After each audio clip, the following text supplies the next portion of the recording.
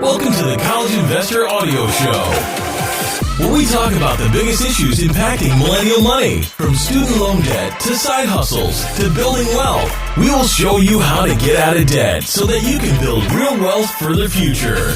Hello, welcome to the show. We're so glad you're here today as we take a look at how to find and vet a financial advisor. I recently have had to do this and probably used a lot of these tips that we're going to talk about today. All right, so millennials are just starting to really consider hiring financial advisors en masse. Many different types of financial advisory firms are just starting to market specifically to us. Some of these things we've actually looked at before and reviewed, Vanguard and Betterment. Others are more traditional firms like Sophia Bera's Gen Y Financial Planning, but even these firms mix in some terminology to assist in the process. So, the question is, how do you find the right financial planner for your needs? And what type of financial planner do you prefer?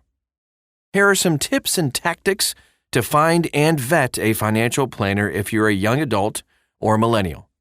So which type of financial planning firm is right for me? You might be asking. Well, the first thing you have to consider and decide on when looking for a financial planner is this.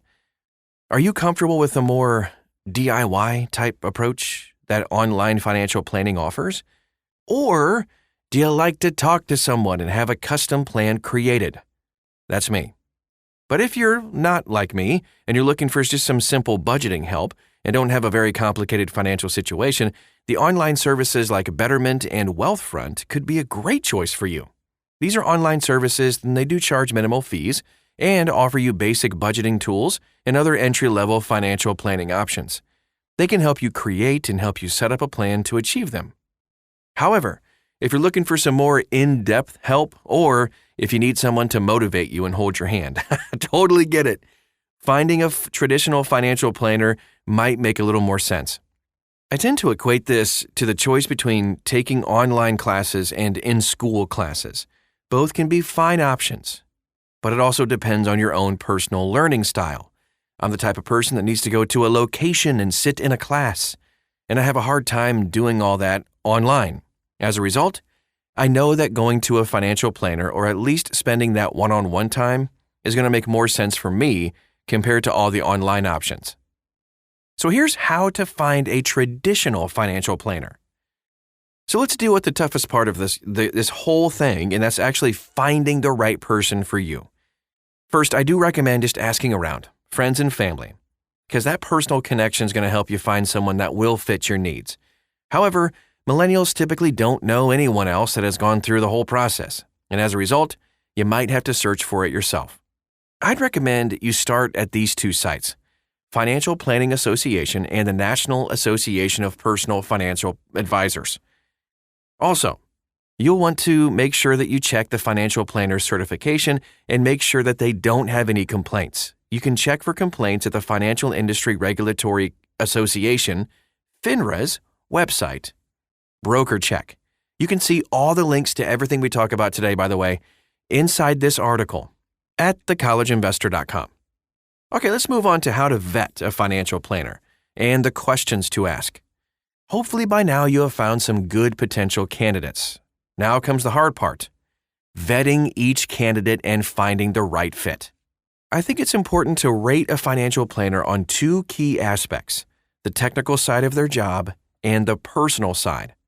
For the technical stuff, you want to look at the following: how much they charge, stick to fee-based financial planners, and what does the fee provide from a time contact standpoint?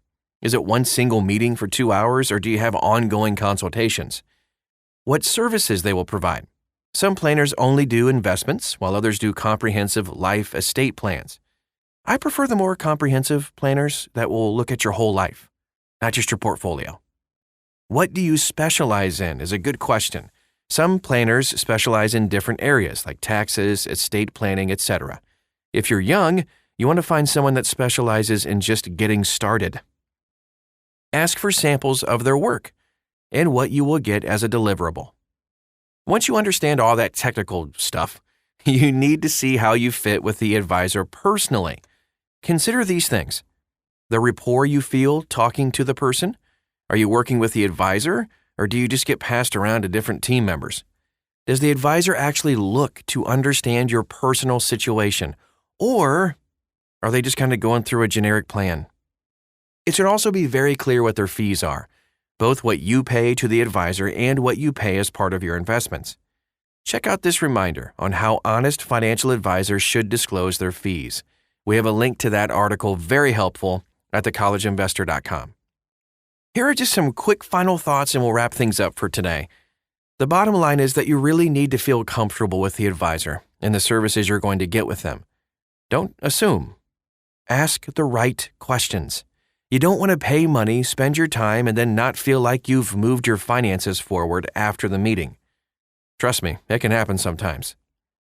And that is our show for today. The biggest thing we want to make sure is that it was helpful. If you have any questions or comments or you get stuck with anything at all, please let us know. You can follow us all over social media. Just drop us a line, search for The College Investor, you'll find us.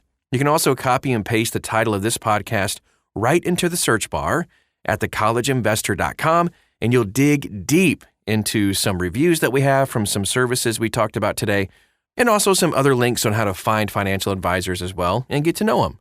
Thanks again for stopping by, and we'll talk to you again real soon.